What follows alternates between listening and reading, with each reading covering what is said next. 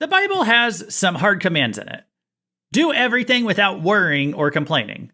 Forgive 70 times 7 times. Be content in all circumstances. Thou shalt not covet thy neighbor's wifi. Thou shalt not boil a young goat in its mother's milk. I'm sure I'm not the only person out there who struggles with these. Okay, that last one was kind of a joke. I mean, it actually is in the Bible, and it's a weird thing in the Bible, but it's not the weird thing that I want to focus on today. Maybe we'll circle back to that in a future episode. The thing I want to focus on today, and perhaps a little bit harder instruction than all those others, is a command found in 1 Timothy 2, verses 1 through 2. First of all, then, I urge that supplications, prayers, intercessions, and thanksgivings be made for all people, for kings and all who are in high positions, that we may lead a peaceful and quiet life, godly and dignified in every way. Now, wait a minute there. We're supposed to pray for our leaders? Well, that wouldn't include the presidents that I don't like, would it? It says right there, for kings and all who are in high positions. So perhaps presidents then, but not the bad presidents, right? I mean, not the evil and wicked rulers who sometimes get into power over us. God surely couldn't be telling us to pray for them, right? I find this to be weird, and I'd like to explore why it's in the Bible. Turn to 2 Kings 6, and let's get weird.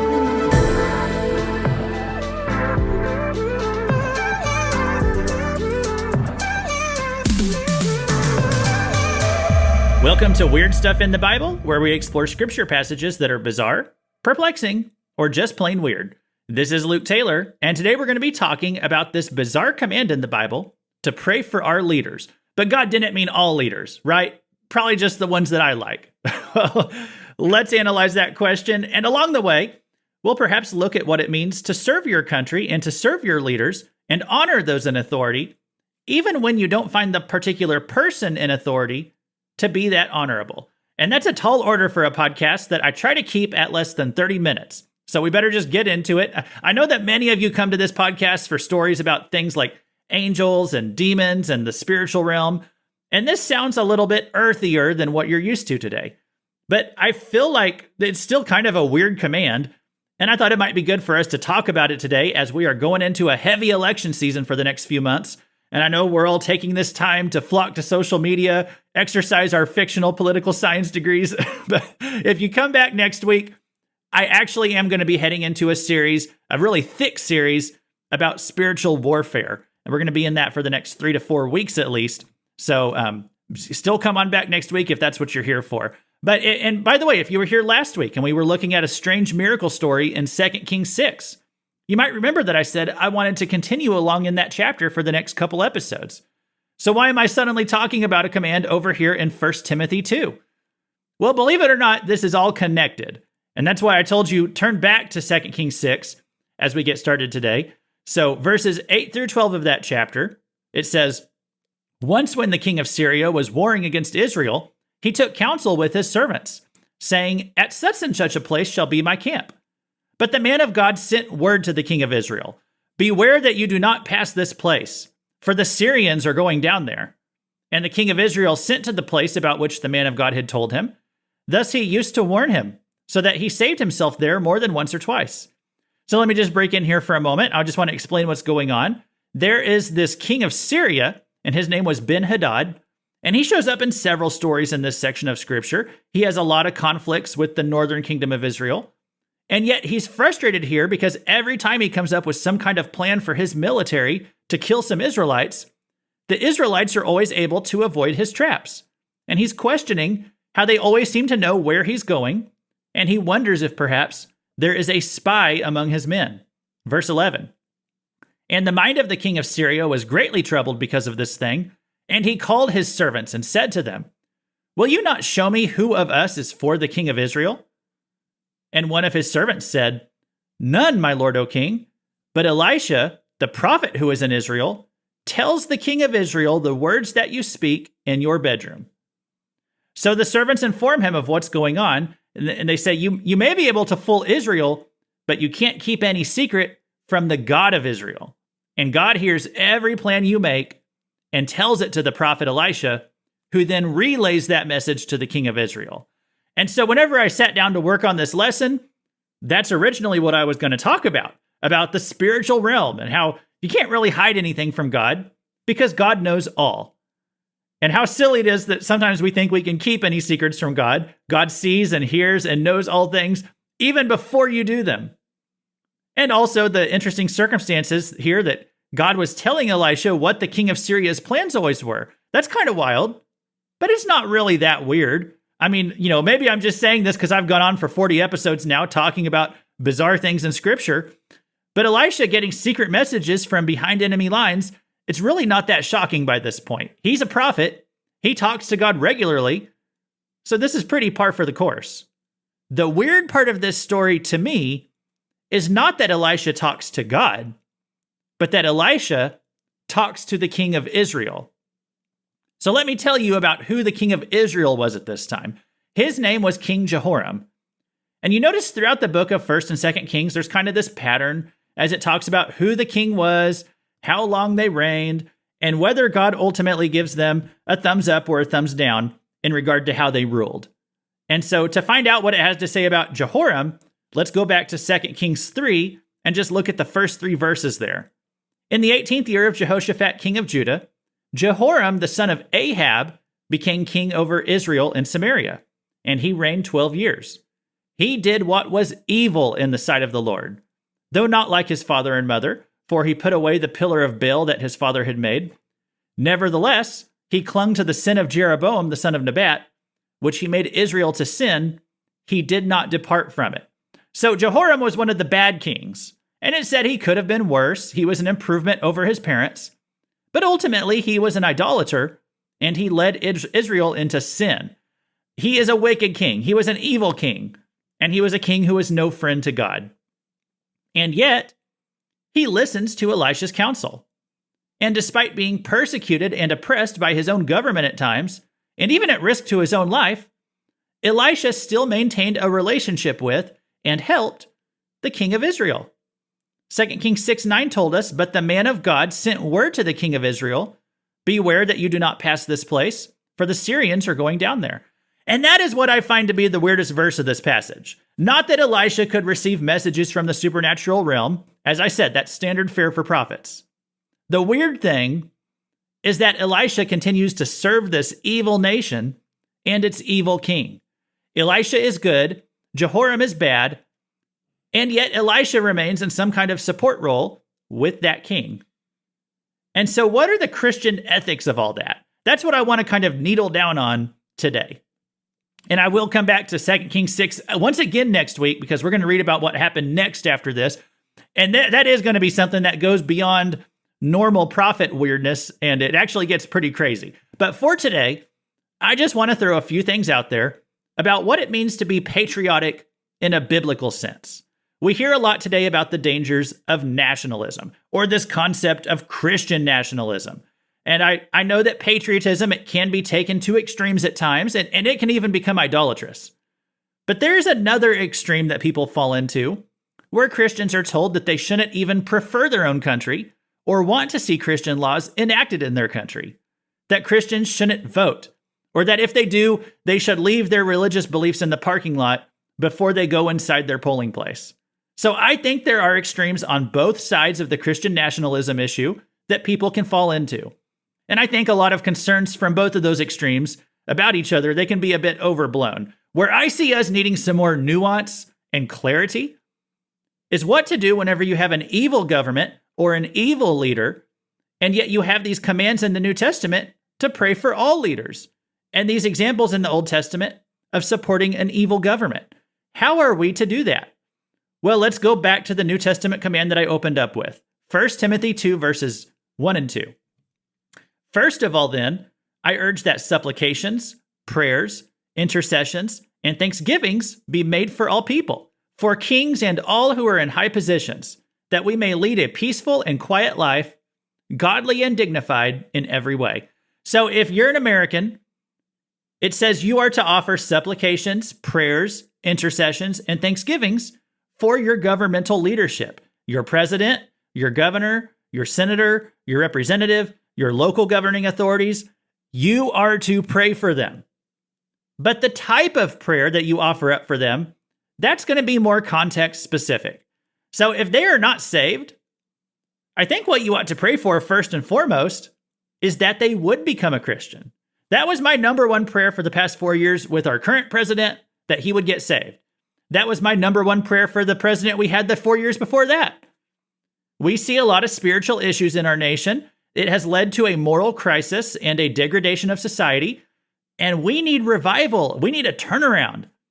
And I think the quickest way to see that happen is if we had a strong moral and spiritual authority who was in charge over us, someone who would actually lead us to righteousness and use his influence for godly purposes. So first and foremost, I would like to see the current governing authorities believe the gospel and get saved and turn their heart over to Jesus. That is my primary prayer, first and foremost, for any president if they're not already a Christian. That's going to be my primary prayer for whoever the next president is. So if you don't know how you should pray for your president, or if you think they're a wicked ruler and you just don't even know how to pray for them, then I would make this your primary prayer for that person, that God would soften their heart. Even in a supposedly Christian nation, we actually have very few Christians who are pulling the levers of government. I mean, I believe with some confidence, actually, that at least one of my senators is a Christian man. And I actually have a job where I speak with my U.S. representative about once a week. And I know a lot of people who know him better than I do. And based on what they've said and my interactions with him, I believe he is a Christian man. My local state representative, he goes to church with me. So I know him to be a Christian as well. And I see it with my own personal eyes. I am very thankful to have those guys in government representing me. I think I am one of the few Christians in America who could say that with any confidence, that they actually have a few people directly representing them in charge over them who really are saved. I think most people couldn't say that. So most of us need to be praying for the salvation of our leaders. And that is what it means to offer supplications. You are praying for God's goodness to show up in their life. And I pray that they will be saved and that they will be blessed. And then I also offer intercessions for them. So to me, that means to pray that they would have godly influences in their lives, influencing them to do godly things.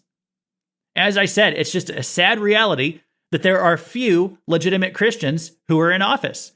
There's lots of people who name the name of Christ, but there are few who actually follow him. So the next thing that we can pray for is that they will be influenced by Christians to enact righteous laws, laws that reflect biblical morality, even if they do not personally follow the Bible.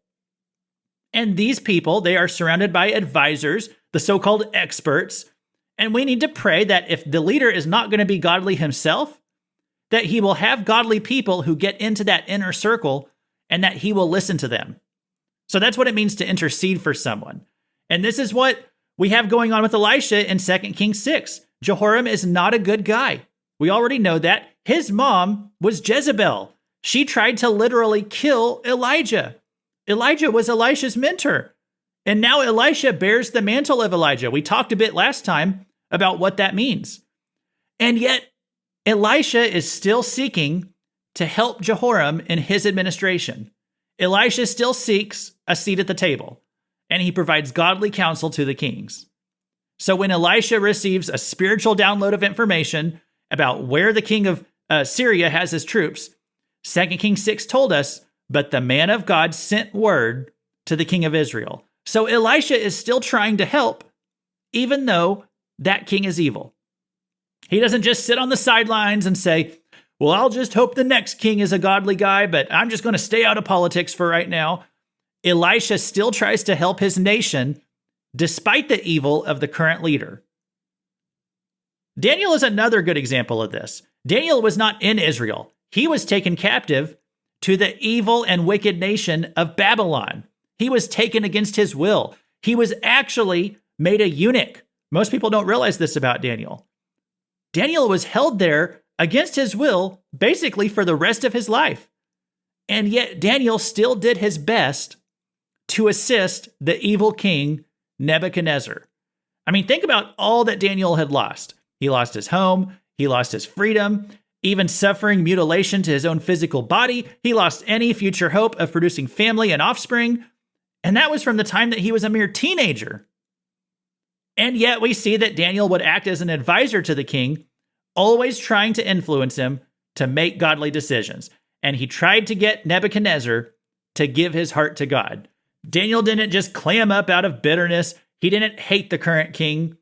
He had a boss and he had a king who was much more evil than any U.S. president or any governor that you have ever had to deal with. And yet, Daniel always gave the king his best efforts. He gave him his service, his devotion, his prayers, and I would even say his love. When Daniel found out that Nebuchadnezzar was going to be cursed for 7 years if Nebuchadnezzar didn't humble himself, Daniel's response to that was, "My Lord, may the dream be for those who hate you and its interpretation for your enemies." That was Daniel 4:19. Daniel still loved him. He wanted what was best for him. Daniel put his country first, even when his country was Babylon, because that is where God had placed Daniel. And so Daniel wanted to make it the best that it could be. So if you are ever tempted to turn your back on your own nation, to throw up your hands and say, "Well, not my president," because you didn't like how the election went, then you need to repent of your rebellion against the leadership that God has put in place over you. And you need to pray for their success. And you need to be ready to serve them in whatever way necessary.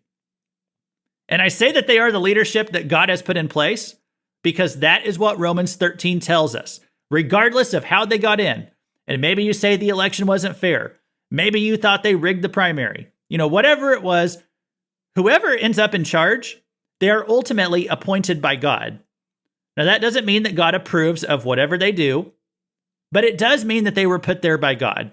Every evil leader who has come to power in history was placed there because God allowed them or wanted them to be. It doesn't mean that God put them there to do evil. God put them there to do good. It's their choice what they do once they get there, but God did put them there. Romans 13 verses 1 through 2. It says, "Let every person be subject to the governing authorities, for there is no authority except from God, and those that exist have been instituted by God. Therefore, whoever resists the authorities resists what God has appointed, and those who resist will incur judgment." So God has commanded us to respect and subject ourselves to the governing authorities. And this is a weird command because so many of them are evil. And in a few minutes, I'll even be sharing about how evil the Roman government was at the time that Paul wrote these words. And yet, the command remains to subject ourselves to the governing authorities. In fact, in Paul's words to Timothy, this is what he said: "I urge that supplications, prayers, intercessions, and thanksgivings be made for all people, for kings, and all who are in high positions." So we talked about prayers, supplications, and intercessions, but why would Paul say that we need to be thankful for our government leaders? Well, let's continue in Romans 13 with verses 3 through 5. "For rulers are not a terror to good conduct, but to bad. Would you have no fear of the one who is in authority? Then do what is good, and you will receive his approval. For he is God's servant for your good. But if you do wrong, be afraid. For he does not bear the sword in vain. For he is the servant of God, an avenger who carries out God's wrath on the wrongdoer. Therefore, one must be in subjection, not only to avoid God's wrath, but also for the sake of conscience." So yes, some government is evil. Many governments, if not all of them, have some evil laws on the books that contradict God's laws. But for the most part, their laws serve to create order in society, to separate the innocent from the criminals. That is a primary role of governments, even in evil countries. So if you don't like that, go live in a country where they don't have a centralized government. Go to something like Syria or Afghanistan, where there's no system of justice and the people are ruled by gangs and raiders and terrorists, where the strong crush the weak and the weak have no defense, no military, no reliable police presence. And you want to know what you'll do if you ever go to live in those places? You'll suddenly become very thankful for your American government, as evil as it can be. And I think things like abortion and pushing transgenderism and vax mandates are the wickedest things I've ever seen our government do. But I'm still thankful that, generally speaking, criminals are caught and punished and they go to prison, and I can drive to the store without getting robbed or worrying about anything. And maybe not even every place in America can say that, but I can, and I'm thankful.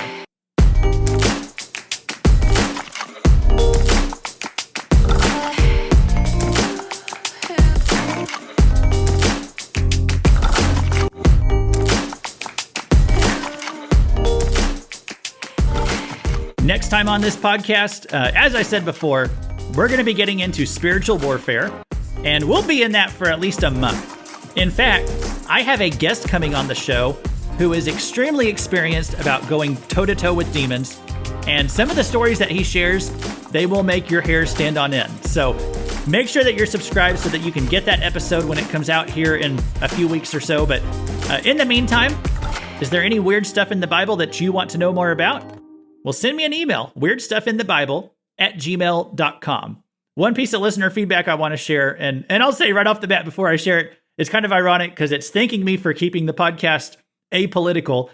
And I did reference politics quite a bit today, but honestly, I tried not to name names because I didn't want this episode to be seen as bashing or endorsing anybody who's running for office. Okay, all I wanted to do was share some biblical perspective. And I hope that I did that. So I did receive some feedback. It said, I like this podcast. It's not full of sect-specific nonsense or politics. Just, hey, here are strange things in the Bible and some edifying things for your walk with Jesus. I, for some reason, can hear the joy of the Lord in his voice. And it's just something that comes through. I'm always looking for podcasts that are Jesus-based, but discussing fringe things. Blurry Creatures and Haunted Cosmos are good ones, and I definitely enjoyed this things just as much. My one complaint is that it's a bit short, and I like to be able to put something on for at least an hour or two. But it's okay. I hope it grows and stays a thing. Definitely give this a listen if you have Jesus, or if you already have Jesus, or if you want to know more about a bunch of hard-to-understand theology. So thank you so much for those kind words, and thank you for being a listener. And I'm really touched to anytime I see a kind message like that. I mean, being compared to Blurry Creatures, that is a huge compliment because I love that show. And I didn't even find their show until after I started my show. But and then it's kind of weird. We have like very similar theme songs, in my opinion. So that was just a coincidence. I had not listened to Blurry Creatures before I started my podcast here. And then I noticed their killer theme song. So, and by the way, for your one complaint, I am really surprised about that because most people don't want to hear me talk more. But I appreciate hearing that too. So thank you for that really kind comment. Closing thoughts today. Adam Ford, if you don't know who he is, he's one of the creators of the Babylon Bee. I don't think he's there anymore, but he started the Babylon Bee. Before he did the Babylon Bee, he actually was making these biblical comics, and they're actually pretty insightful. Adam4d.com is his website. I don't think he still makes them anymore. But he did make one years ago, and it's just always stuck with me. It was a modern Christian and a modern American Christian, and he was talking to the Apostle Paul and asking Paul if Paul really wants him to pray for President Obama. So I know now I am naming names, but I'm only doing this because that was the context of this comic I want to read. So here's how the comic goes. The Christian says, Paul, man, I know that you said to pray for our leaders, but this guy we've got in the White House, he's the absolute worst. Can we make an exception for him? And Paul says, no, pray for Obama. The Christian says, you can't be serious. Obama is radically pro-abortion and anti-Israel. He's weak on radical Islam. He's pushing gay marriage across the country. He's totally anti-Christian. I could go on all day. I can't pray for him. Paul says, I'm not excusing anything he's done, but let me ask you something. Does Obama ever walk out of the White House and take an evening stroll down Pennsylvania Avenue, which is lit by the burning bodies of Christians, on his way to the national park to watch one of the many events he's organized in which Christian families are tortured in imaginative ways and eaten alive by savage animals for the fun and entertainment of a cheering pagan crowd? The Christian says, no. Why? Paul replies, because that's what my leader, Nero, was doing in Rome when I wrote 1 Timothy and included the command to pray for your leaders. Come back and see me if Obama ever gets to that point. And you want to know what I'll tell you then? The Christian says, what? And Paul says, pray for Obama. So I hope that kind of puts this weird command from Paul into perspective. And I saved it for the end because if I'd used it at the beginning, I don't think I would have needed to say anything else. And then all of you would have thought I was just mailing it in today. I now know I have at least one listener who wants to hear me talk more. So there you go. But I have just one last piece of advice for those of you who might still struggle with this concept of how to honor a leader who happens to be pretty dishonorable. And it's something that I heard on another podcast years ago called The Andrew Klavan Show. Someone had written into Klavan's Mailbag, and they were asking about the concept of honoring your father and your mother. He said he struggled to do this, particularly for his father, because his father is an alcoholic. His father had done terrible things to him throughout his life, and his mother had largely had to raise him alone. And so now he's an adult, and now his father is wanting a relationship with him, even though he's this unrepentant alcoholic. And he doesn't know how to love or how to respect his father. And when it comes to this biblical command to honor your parents, he's wondering if he is some special case who can get an exception to this rule. He says he doesn't know how to honor someone who is so dishonorable. And as I'm listening to this story, I'm really sympathetic to the guy's problem. It would be exceedingly hard to love, honor, or respect a father who had treated you in those ways and still hadn't really changed. And I will never forget Klavan's advice to this young man. He said, even whenever you can't respect the person, you can respect the position that they hold in your life. Meaning that you don't have to agree or pretend that you like any of the things that they do. But for the sake of your heart and for your conscience before God, you can at least respect that he's your father and the position that he holds in your life, even if the person holding that position is not living up to it. And I thought, that is a really great way to think about it if you're struggling to respect the person in that position of leadership. It's popular in the world to say that respect is earned, not given. But that's not what the Bible says. You still show respect to people because you honor the position, not the person. And if that sounds weird, I hope you're a little bit more weird today too. Thanks for listening. God bless you for sticking around till the end. And we'll see you next time on Weird Stuff in the Bible.